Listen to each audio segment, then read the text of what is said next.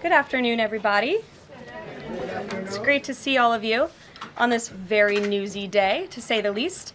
I have a couple of updates for you this morning, or this afternoon. As you know, this morning, the president spoke to President Putin of Russia. They spoke at length, and the president released a statement following that conversation in great detail. I can also confirm that the president just recently got off the phone with President Zelensky of Ukraine. His truth is as follows. I just spoke to President Zelensky of Ukraine. The conversation went very well. He, like President Putin, wants to make peace.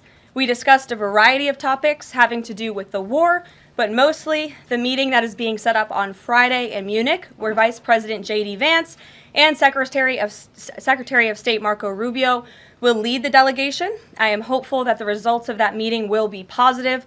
It is time to stop this ridiculous war where there has been massive and totally unnecessary death and destruction. God bless the people of Russia and Ukraine. I myself just spoke to the president about these calls, and he told me to tell all of you they were very good calls, they were very positive, and the administration is wholeheartedly committed to a peace deal to end once and for all the Russia-Ukraine war. More on that later. I'm sure you'll have more questions to ask. This week, the president has continued to deliver on his promises to the American people. According to new polling that was released at the beginning of this week by CBS News, an overwhelming 70% of Americans said that President Trump is following through on what he pledged to do during his historic campaign.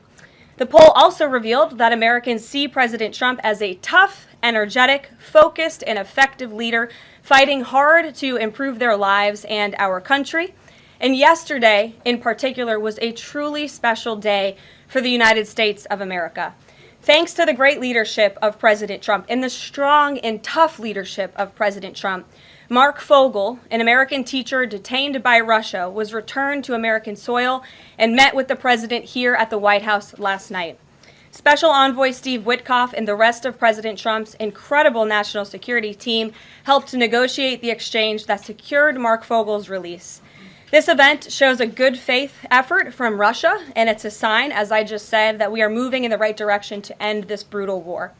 Malphine Fogel, Mark's 95-year-old mother, was understandably very worried that she would never see her son again after his arrest in 2021. Mrs. Fogel was actually slated to join President Trump on stage at the July 13th Butler, Pennsylvania rally to speak out for Mark. And then the infamous assassination attempt against President Trump took place. But that day, before the rally, President Trump promised Mark's mother that when he returned to the White House, he would bring her son home. God saved President Trump's life on that day in Butler, Pennsylvania, and now Mark Fogel is back home safely with his family as a result. God is good. The president also continues to bring back common sense to our government. This week, he signed an EO to end the procurement and forced use of paper straws. Taxpayer dollars were wasted on these non-functional and massively unpopular products for no other reason than it made radical activists feel good about themselves. And on trade, President Trump continues to take bold action to protect America's critical steel and aluminum industries, much like he did in his first term. And the president signed proclamations to close existing loopholes and exemptions to restore a true 25% tariff on steel and elevate the tariff on aluminum to 25% as well. This administration believes these tariffs will protect our national security and put American workers first. And in the Oval Office yesterday with Elon Musk, President Trump took further action to make our federal government more efficient and effective. He signed an EO implementing the DOGE Workforce Optimization Initiative. Now agency heads will coordinate and consult with DOGE to significantly shrink the size of the federal workforce and limit hiring to essential positions only. The unaccountable bureaucracy will finally be reined in. On another important matter this morning, Senate Republicans continued to confirm President Trump's exceptionally qualified nominees, most recently Director of National Intelligence Tulsi Gabbard, who will be joining us later at the White House for her swearing-in ceremony. It's imperative that the remainder of the president's cabinet nominees are confirmed as quickly as possible. On another important matter this week, illegal alien criminals continue to be arrested and sent home as part of the ongoing mass deportation effort of the Trump administration. Just this week, 2 planes with 190 Venezuelan illegal aliens arrived in the Venezuelan capital from Fort Bliss, Texas. Here are some of the criminal illegal aliens who were arrested in the country this past week. ICE Atlanta arrested a citizen of Nigeria who had been convicted of money laundering. ICE San Antonio arrested a citizen of Mexico who had been convicted of assault. ICE Denver arrested a citizen of Mexico who had been convicted of aggravated assault. And ICE Houston arrested a citizen of Mexico who had been convicted of aggravated assault. Now, before I take questions, I would like to address an extremely dishonest narrative that we've seen emerging over the past few days. Many outlets in this room have been fear-mongering the American people into believing there is a constitutional crisis taking place here at the White House. I've been hearing those words a lot lately. But in fact, the real constitutional crisis is taking place within our judicial branch, where district court judges in liberal districts across the country are abusing their power to unilaterally block President Trump's basic executive authority. We believe these judges are acting as judicial activists rather than honest arbiters of the law, and they have issued at least 12 injunctions against this administration in the past 14 days, often without citing any evidence or grounds for their lawsuits. This is part of a larger concerted effort by Democrat activists and nothing more than the continuation of the weaponization of justice against President Trump. Quick news flash to these liberal judges who are supporting their obstructionist efforts: 77 million Americans voted to elect this president. And each injunction is an abuse of the rule of law and an attempt to thwart the will of the people.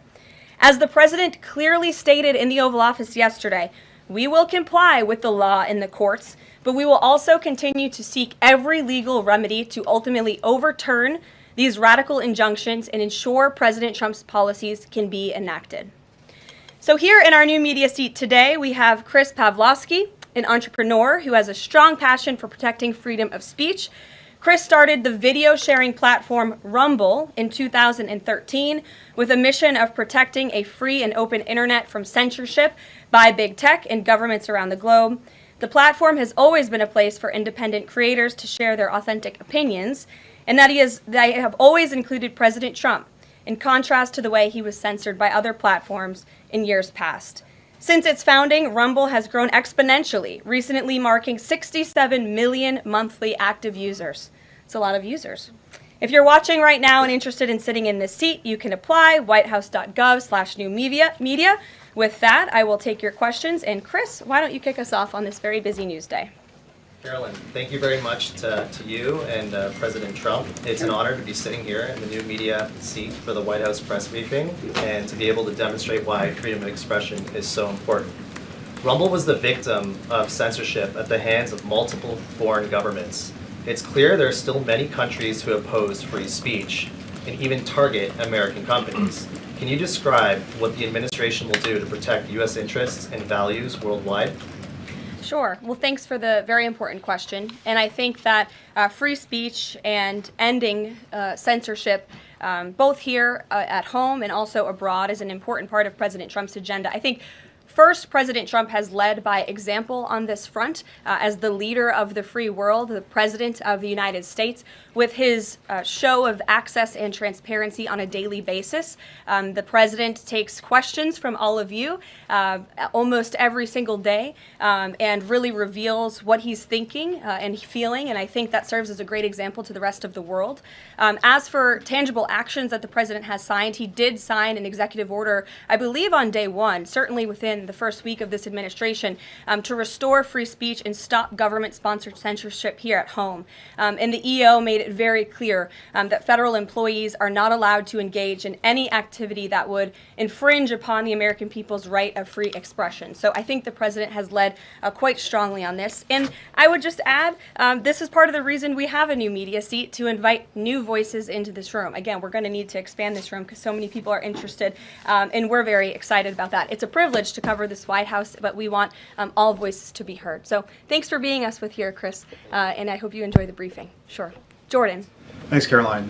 Data out this morning showed that consumer prices were up across a variety of goods, and just before that report, though, President Trump called for lower interest rates. The Fed said it's holding rates steady to try and tamp down further inflation. So how would lowering rates help keep inflation in check for the American people? Sure. Well, first of all, on the inflation point, we did receive those numbers, and they were worse than expected, which tells us that the Biden administration indeed left us with a mess to deal with. It's far worse than I think anybody anticipated, because unfortunately the previous administration was not transparent in where the economy truly was. We know people at this very podium told the American people that inflation was transitory and that it would go away. That was not the case. And now the last report of the Biden administration, as revealed today, shows that inflation is still about 4.5% higher over the past 3 months. This is an indictment on the Biden administration's mismanagement of the inflation crisis and their lack of transparency in addressing it. As for tackling inflation and interest rates, the president has made his position on this very clear. He wants interest rates to be lower, he wants inflation to be lower, and he believes that the whole of government economic approach that this administration is taking will result in lower inflation. I have said that from this podium many times. The president had record low interest rates and inflation rates in his first term. He believes that the economy can handle it and withstand it. And we're doing a lot to tackle the inflation effort on this front. It's a whole of government economic approach, and I've talked about what we're doing to tackle inflation quite a few times from this podium. Can you update us on reciprocal tariffs? That's going to come before Prime Minister Modi's visit tomorrow.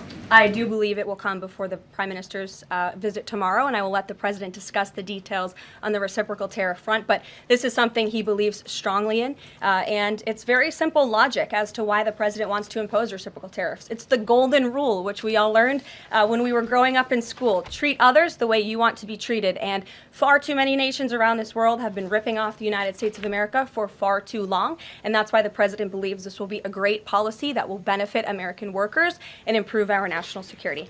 JJ. On DOGE and the fraud claims, Elon Musk in the Oval yesterday gave us some information on that. We're just wondering if there's some proof, evidence. Is the White House willing to share evidence of those fraud claims, or can Elon Musk come to the briefing room and share material evidence of what he's talking about? Sure, I would love for Elon Musk to come to the briefing room. That's why we had him go to the Oval Office yesterday, where I think he provided great answers. He was speaking in layman's terms, speaking common sense to all of you in the media, but also to Americans at home. But I would say especially to all of you in the media, because I think it's a real fallacy that there's this alleged lack of transparency when it comes to DOGE.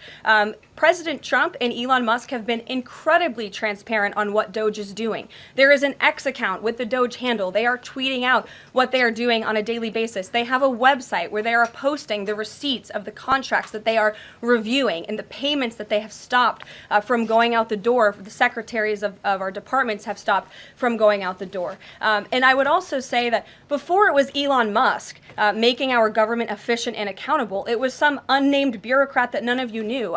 Elon Musk is the richest man in the world. He's also now one of the most highly scrutinized men in the world alongside President Trump because of what he's doing and the access that he is allowing. So there's great transparency. As for the actual receipts, we are happy to provide them, and I actually brought some today because all of you know I love to bring the receipts. We have contracts upon contracts that we can send and provide this information to you. Let me be very clear. We are not trying to hide anything. We have been incredibly transparent, and we will continue to be. These are screenshots of contracts that DOGE found across our government. This is a DEI contract, $36,000 for U.S. citizenship and immigration services. That is against the president's policies and his America First agenda. This is a $3.4 million contract, a Council for Inclusive Innovation at the U.S. Patent and Trademark Office, Department of Commerce, another DEI contract that DOGE identified. I can continue to go through these. Oh, I love this one, $57,000 for climate change in Sri Lanka. What is this doing to continue the interests of the American people? Absolutely nothing. These are the line items across the federal government that DOGE is identifying daily. They're moving very fast. There's a lot of paper that we can show you, but we're happy to do it. This administration has been more than transparent about what DOGE is doing, And here's one of their tweets that they posted about the mine. I believe this is in Pennsylvania, where the federal employee retirement system is being processed. Did anybody know this was even happening in our country before Elon Musk talked about it in the Oval Office yesterday?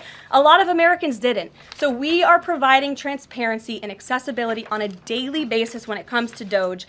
And I also have a DOGE daily report, if anybody would like it, on all of the things that they are identifying and finding. We're happy to provide this information to you. We're talking about it every single day. Are all those things you just mentioned fraud, or are they waste, or are they just contrary to the president's policies? I would argue that all of these things are fraudulent, they are wasteful, and they are an abuse of the American taxpayer's dollar.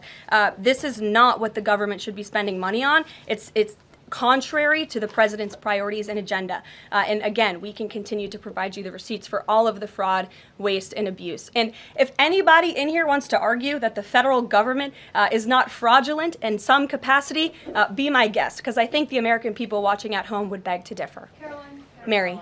Hey, more on the judges. Does the White House believe the courts have the authority to issue these nationwide injunctions?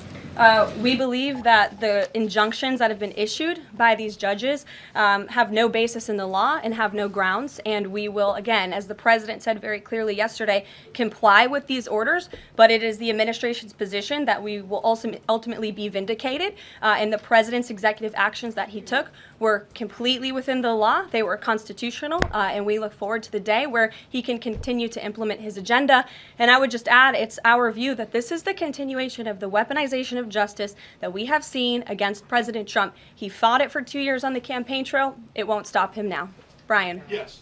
I want to go back to DOGE just for a second. Earlier, the subcommittee headed by Chairman Marjorie Taylor Greene, her and her staff discovered $2.7 trillion in improper payments to Medicare, Medicaid, overseas, to people who should not have gotten it. Some of this room might have missed that press conference. Can you elaborate on what the president is thinking at this point? Well, again, that's another example. There's a very long list of the fraud, waste, and abuse that DOGE is identifying on a daily basis. Elon Musk also talked about yesterday about Social Security payments that are going out the door for people who are no longer with us, unfortunately. I would say that is certainly fraud. There's also a lot of contracts they've identified that, just as a hypothetical example, are $1 million, but only 500,000 went out the door. So where's the rest of that cash? And so that's the thing. Those are the things that DOGE is working on every single day. And I would just remind everybody in this room, this is what President Trump campaigned on doing. He's delivering on a promise that 77 million people elected him to do. James. Thank you very much, Caroline. Two foreign policy questions, if I may. Sure. First, the statement that was released after this morning's phone calls identified Mr. Witkoff as the special envoy who will be part of the delegation that undertakes to resolve the Russia-Ukraine war. I had thought that that individual was General Kellogg, and so can you clear that up?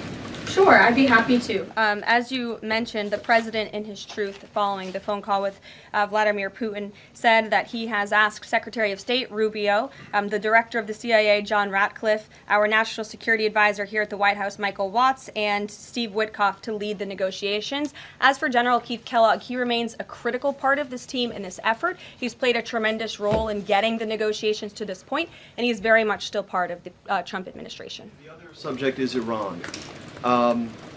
I took note of President Trump's comments in his Super Bowl interview with our colleague Bret Baier to the effect that he wants to do a deal with Iran.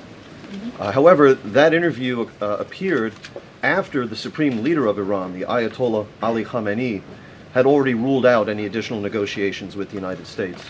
So kind of a two-part question. A, what gives the president any confidence that Iran will come to the table? And B, more fundamentally, why is the president interested in doing a deal with Iran instead of doing everything he can, perhaps short of U.S. military intervention, to try and hasten the end of what many of his own supporters regard as an evil regime?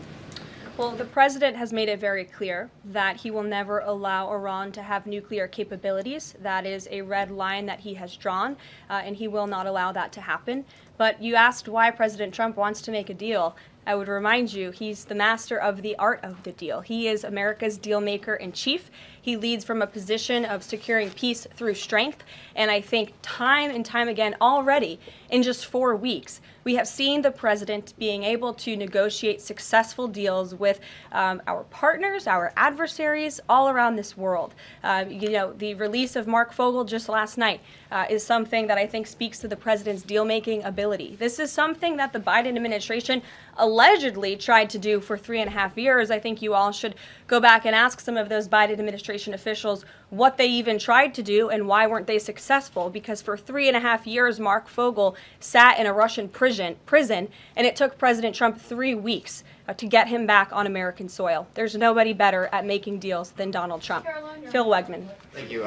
2 foreign policy questions. Ukrainian President Zelensky has said after the war that he wants NATO membership or nuclear weapons. We heard Defense Secretary Hegseth say that NATO membership was unrealistic. What's the president's view on the other option, on a nuclear Ukraine?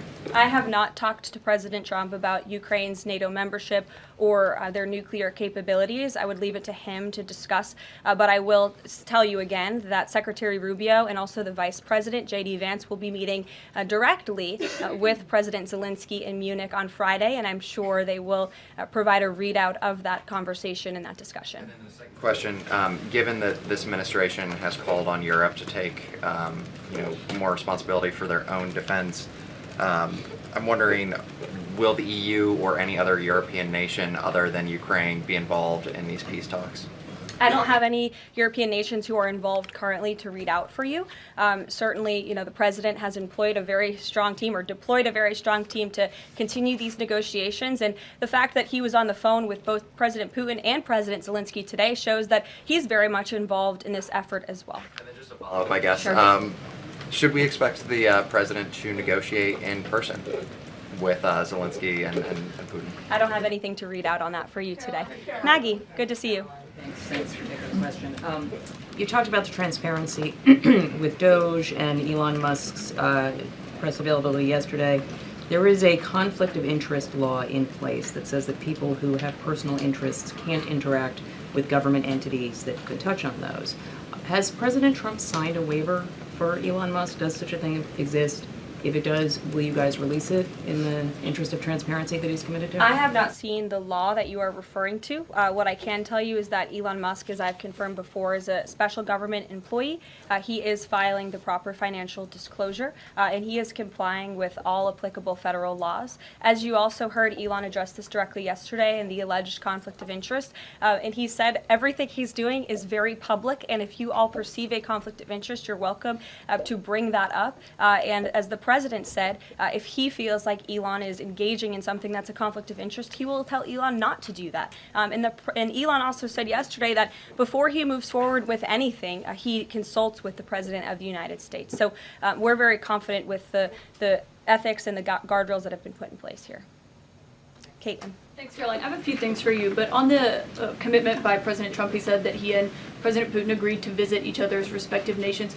Are there any preconditions that President Trump has that President Putin must do before he goes and meets with him, withdrawing some forces, withdrawing all forces, anything like that? Not that I'm aware of. That doesn't mean they don't exist, but I was just talking with the president in our national security team. I wasn't made aware of any conditions, but if they exist, I'm happy to provide those. And on the president himself, he styles himself as this master negotiator.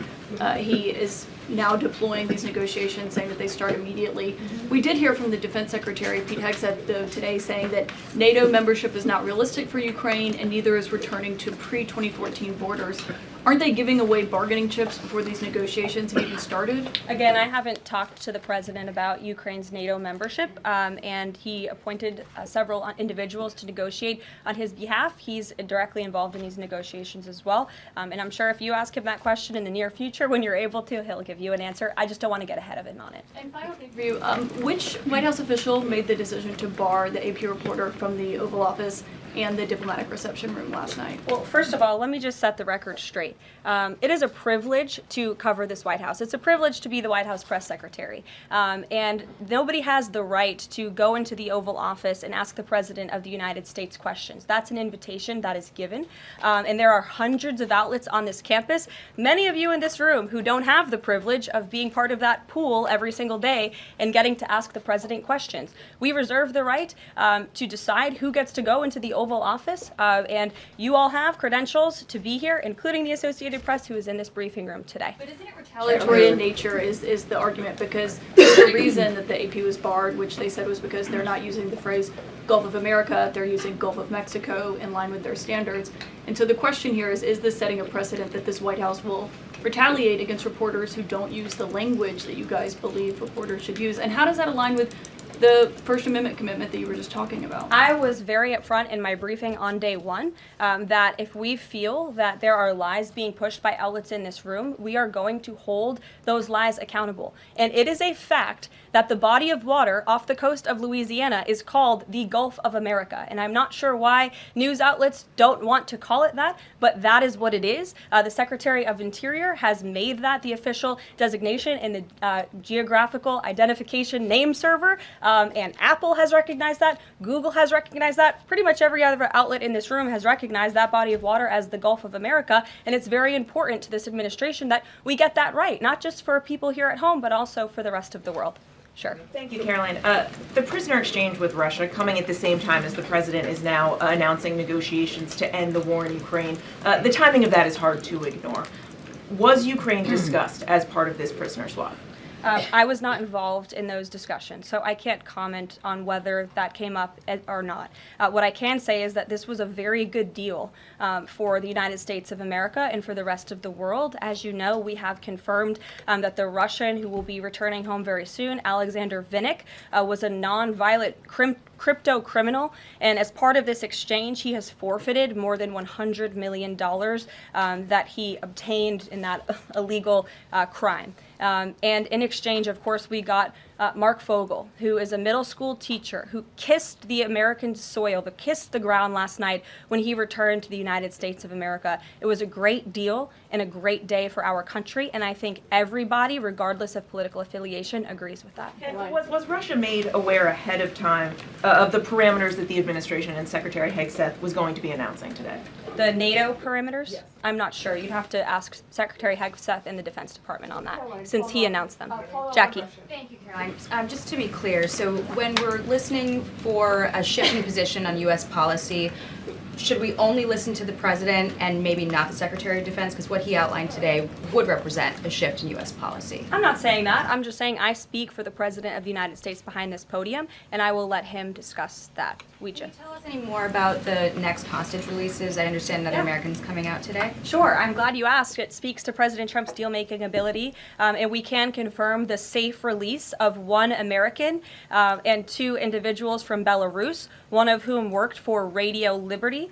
Out of respect for the privacy of these individuals, their request, we have no further details to announce on their identities, but we can confirm that one American was released today, and it's a remarkable victory on the heels of Mark Fogel returning to America last night. Anything on who the U.S. might be releasing in exchange? I don't have details on that at this moment. Anyone in exchange? I don't have details on that at this moment. I do know that these three individuals have been released and are on their way home to their respective countries. Caroline, thank you so much. Can you explain how President Trump envisions the war in Russia and Ukraine coming to an end? Does he expect Ukraine to hand over all the territory in question? Again, these negotiations are ongoing. I will allow the president to divulge any red lines that he may set, but I think as deals in the past have come to fruition, the president has proven one of the things that makes him a very effective negotiator is not revealing what he's anticipating from both sides, but he is at the forefront of these negotiations in addition to the very qualified individuals who he's tasked with speaking to both President Putin and President Zelensky. And speaking of deals, a meeting with the President of the United States offers any foreign leader credibility. Was it part of the prisoner swap with Fogel that President Trump agreed to meet with Putin? Again, I was already asked this question. I said I was not made aware of that, but we can certainly get you an answer on that. I'll check in with the NSC. Sure, Monica. Thanks, Caroline. It's clear that this administration is dedicated to both truth and transparency. We know that with DOGE, but we also know that because this administration recently announced it's going to declassify the assassinations of Martin Luther King Jr., JFK, and RFK. I'm wondering, is it likely that we're going to see more information regarding the assassination attempts on the president's life while he was on the campaign trail? In regards to the assassination of the individuals you mentioned, President Trump signed that executive order directing the respective agencies to do it. I know that that process continues and is ongoing. He's committed to transparency in the declassification of these very important files that I think many Americans are not only interested in learning about, but also have the right to know about. As for the two heinous assassination attempts on the president's life, he's spoken to this publicly. I've spoken to him about it privately, and as he said publicly to all of you, he feels he has a right to know about further information about the individuals who tried to kill him, tried to take his life. And so, if and when we get that information, I'll leave it up to the president to decide whether or not he would like to reveal it. But I believe in the effort of transparency that we've seen consistently from this president, he certainly will. Daniel. Thanks, Caroline. I wanted to ask you about the $59 million that FEMA sent to New York City migrant hotels. Secretary Kristi Noem just put out a statement saying that she's clawed back the full payment that FEMA activists unilaterally gave to NYC migrant hotels. She wrote, "Mark my words, there will not be a single penny spent that goes against the interest and safety of the American people." What does the response of the Trump administration send to any federal bureaucrats that are thinking about obstructing the president's agenda? They will be held accountable. The president is signing executive orders daily, and he expects all officials across the administration, regardless if they are a political appointee or if they are a career bureaucrat, to adhere to the will of the American people and the 77 million Americans who re-elected President Trump. He's here for a reason, and he is focused every day on implementing his administration's goals, and sending $59 million to a migrant hotel to house illegal immigrants when there are still people in North Carolina and California who have not received FEMA funding is not something that this administration is going to tolerate. Deanna. Thank you so much, Caroline. One on New York and one on Russia, please. On New York City Comptroller Brad Lander is accusing DOGE of clawing back $80 million that was intended for New York City FEMA funding. Wondering if you've heard about that figure, if that figure is accurate, and why that money was taken back. I have not heard about that figure. DOGE is moving very quickly, but I can get the receipts and gladly send them to you. I know that story is likely of great interest to the New York Post. John. Russia, please. Sure. Is President Trump waiting for a kind of signal or an action from Putin to go to Russia? And would he be willing to go to Ukraine in the future? I don't have any decisions to make on the president's potential visit to Russia or any in-person meeting at this time. John. Caroline, two questions, one on foreign policy, one on domestic policy. Following up on the president's call that he had with President Putin, does the president view Russia, does he view President Putin as an ally, as a partner, as a competitor, or as an adversary? I believe this nation views Putin and Russia as a great competitor in the region, at times an adversary, but as the president has said as well, he enjoys having good diplomatic relationships with leaders around the world, finding that common ground, also calling them out when they are wrong, and leading from a position of peace through strength. That's the president's greatest strength, and we've seen that again, time and time again. And then, as you pointed out in your statement regarding the confirmation of Tulsi Gabbard, there was one Republican who voted against the nomination of Tulsi Gabbard. It was Senator Mitch McConnell. Similarly, how does the administration view Senator McConnell? Can he be a partner in the president's legislative agenda? Are you disappointed that he voted against not only Tulsi Gabbard, but also Pete Hegseth to be the defense secretary? I think we're greatly disappointed in any Republican who chooses willfully to vote against the president's exceptionally qualified cabinet nominees and picks to lead his America First administration. Not a single Democrat swayed from voting against President Biden's nominees, and we know how many of them turned out. They turned out to be atrocious at their jobs, leaving America much worse than they were when they took the oath of office. And so I've said it repeatedly from this podium. I addressed it at the beginning of my remarks. We expect all Republicans to vote, to stay tough and strong, vote for President Trump's nominees so we can get to work and continue to work very hard to implement this president's agenda. Sure. Thank you. Thank you, Caroline. on South Korea. South Korea is currently in a chaotic situation. How does the President Trump react to the current chaotic situation in South Korea? Secondly, if South Korea need help from United States, what role do you think the U.S. will play? Sure. I haven't spoken to the president about the ongoing situation in South Korea. I would defer you to his previous statements. And I can also see if I can get you something new from the National Security Council, who I'm very confident the officials that are focused on South Korea are on this. I just haven't spoken to them about it, but I'm happy to provide that for you. Yes. Thank you, Caroline. Does Elon Musk have power of the presidency? Absolutely not. Right. I asked that question. I asked that question because, the Democrats have been hurling insults at Elon Musk, hurling attacks, calling him President Musk. Most recently, Jamie Raskin, the congressman, took it a step further, calling for Musk's impeachment, saying that he somehow usurped the power of the presidency. What's your response? It's utterly ridiculous. Elon Musk addressed this in the Oval Office yesterday. The president addressed it as well. Elon Musk is serving at the pleasure of the president, just like everybody else on this team. He takes directives directly from the president of the United States. And I think some of the comments that you referred to are nothing more than a failed attempt from the media and from Democrats to try to sow division in this White House. We saw them do it in the first term. We're not going to let them do it in the second term. This is a unified team who is working at the pleasure of the president to do what's right for the American people. I have one more quick housekeeping note before I leave you all today. The president wanted me to share with all of you that he had a wonderful meeting with King Abdullah of Jordan yesterday. They discussed many things, including the Gaza Strip and its future at great length. The king would much prefer that the Palestinians stay in place, with the additional land to be used for new development, which would greatly create jobs at levels never seen before. But the president feels it would be much better and more majestic if these Palestinians could be moved to safer areas. I would just add to that the president remains wholeheartedly committed to seeing peace in the Middle East, and our Arab partners in the region have been tasked with coming up with a peace plan to present to the president. That is ongoing. King Abdullah mentioned that yesterday. He also committed to accepting 2,000 sick children from the Gaza Strip, which the president called a beautiful gesture. So the administration continues to work with our Arab partners in the region. We stand closely with our ally Israel, and the president has presented this big, new, bold idea to secure peace in the Middle East, and he is not going to waver from that. And we look forward to seeing that goal of this administration achieved as well. Thank you very much, everybody, and we'll see you very soon. Have a great day. Thank you.